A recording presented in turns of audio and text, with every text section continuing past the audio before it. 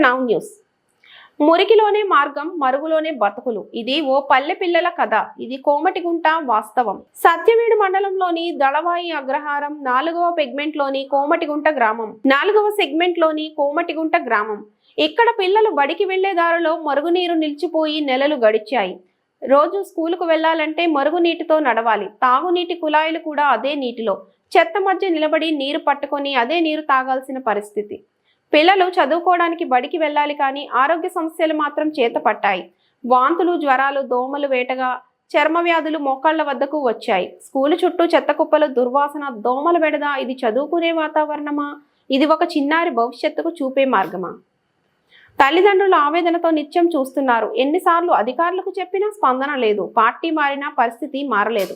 నాయకులు మళ్లీ వచ్చి హామీలు ఇచ్చి వెళ్తున్నారు. మారేదేంటి? ఇది షెడ్యూల్ కులాల గ్రామం కాబట్టే పట్టించుకోవడం లేదా అంటూ ప్రజలు ప్రశ్నిస్తున్నారు. ఒక్కసారి వచ్చి చూడండి మా తలంపుల మట్టిని అని కోరుతున్నారు.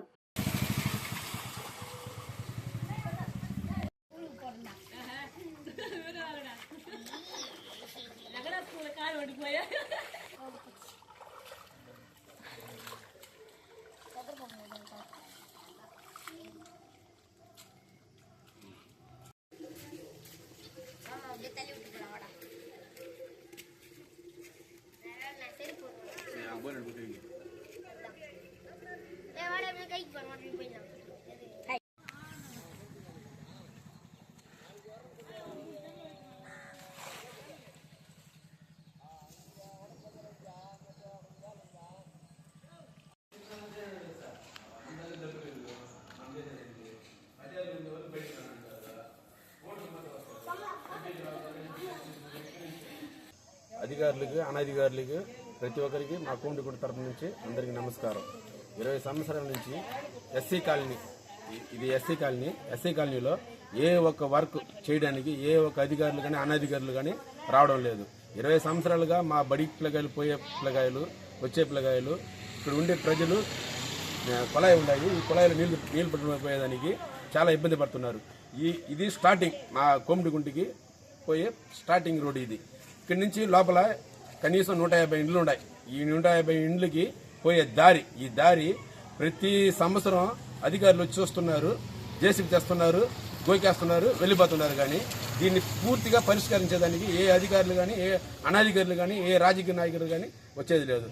ఇక్కడ మా ఎస్సీ కాలనీ మాత్రమే ఇలాంటి చాలా రోడ్లు. కాకపోతే ప్రతి రోడ్లు చూస్తున్నాం, మేము కూడా ప్రతి చోటికి పోతున్నాము. కాకపోతే ఎక్కడ అన్ని చోట్ల వర్కులు జరుగుతున్నాయి. ఎస్సీ కాలనీ ఉండే ప్రతి చోట్ల ఎక్కడ పని చేయడం లేదు.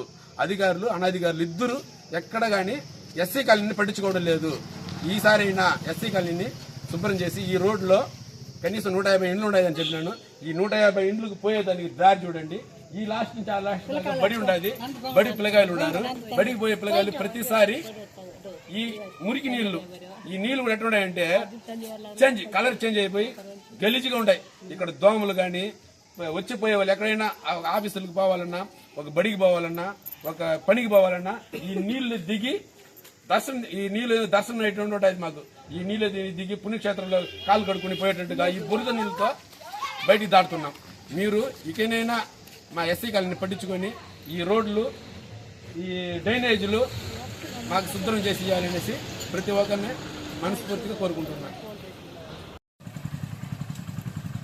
కోమటిగుంట బడిగడ కనీసం పంచాయతీ ఆఫీస్ నుంచి ప్రతిరోజు పంచాయతీ వర్కర్లు వస్తున్నారు.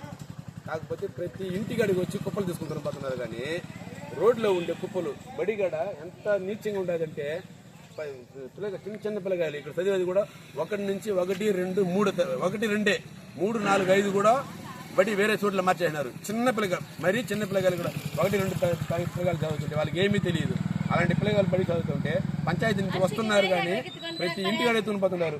ఈ బడిగడ చూడండి సార్, ఈ బడిగడ కుప్పలు ఎట్లున్నాయంటే బడి ఈ నీళ్ళు వచ్చి ప్రతి ఇంటి వాళ్ళు తీసుకుని పోతున్నారు ఈ బావిలో. కానీ ఈ దారి లేదు. ప్రతి కుప్పలు తెచ్చి పోయేస్తున్నారు. ఈ కుప్పను ఎత్తుకుని పోయేదానికి పంచాయతీ వాళ్ళు లేదు.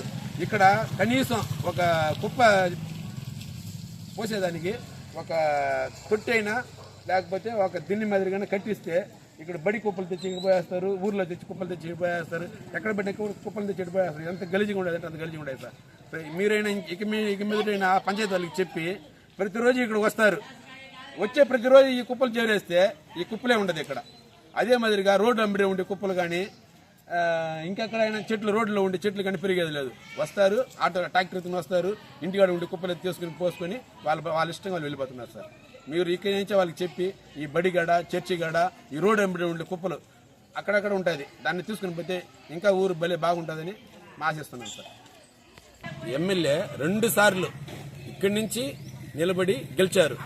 కనీసం సత్యవేడు ఎమ్మెల్యే 2 సార్లు మా నియోజకవర్గంలో నిలబడి గెలిచి రెండు సార్లు ఇప్పుడు కనీసం 7 సంవత్సరాలుగా ఎమ్మెల్యేగా ఉన్నాడు. 7 సంవత్సరాలు ఎమ్మెల్యేగా ఉండి కనీసం అధికారులతో చెప్పించండి లేదు. అధికారులు చెప్తే ఆయన చేస్తున్నాడో లేదో తెల్ల. ఎమ్మెల్యే గారు ఈసారి అయినా 2వ సారి గెలిచినందుకు మాకు గిఫ్ట్ ఇస్తాం వచ్చేసారి ప్రతిసారి కోమటిగుంటకి నేను గిఫ్ట్ ఇస్తానని చెప్పినాడు. ఇంతవరకు ఒక గిఫ్ట్ కూడా ఇలా. ఈసారి అయినా ఎమ్మెల్యే ఈ ఊరిని ఆయన దృష్టిలో పెట్టుకుని ఈ రోడ్లు, ఈ గుంతలు, అక్కడ ఉండే మెయిన్ రోడ్లో ఉండే నీళ్లు, బడిగడ ఉండే కుప్పలు, ఈ చుట్టుపక్కల ఉండేదానికి అధికారులతో చెప్పి చేయించాలని ఎమ్మెల్యేని మనస్ఫూర్తిగా కోరుకుంటున్నా.